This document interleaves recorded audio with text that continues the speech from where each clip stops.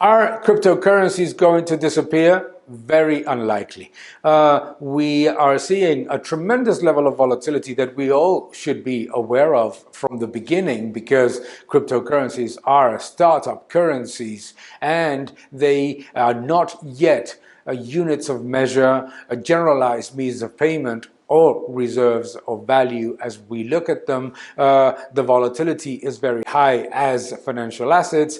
As financial assets, they're also very exposed to inflows and outflows like any other, in which you have a certain limited level of liquidity and flows. But it's also important to understand that central banks and governments are obviously not going to relinquish the monopoly of the creation of money easily. So they will continue to place all of the limits that they can on cryptocurrencies. But that doesn't mean that they will be able to eliminate them.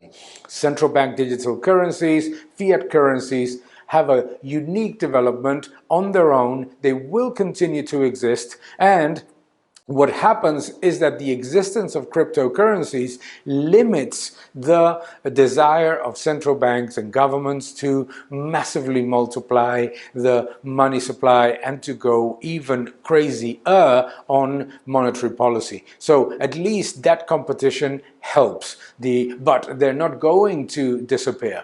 And more importantly, the reason why investors decide to invest in cryptocurrencies is not the same that they would look at central bank digital currencies. Why? Because central bank digital currencies are created by central banks, and the reason why most investors want cryptocurrencies is to avoid the action of central banks. Therefore, this sort of development will include massive volatility, significant challenges, legal and regulatory intervention. Of course they will, but the reality is that the development of fiat currencies and central bank digital currencies is going one way, which is increasing money supply, cementing the position of central banks in the creation of money, and also strengthening the position of governments and central banks in the control of money supply.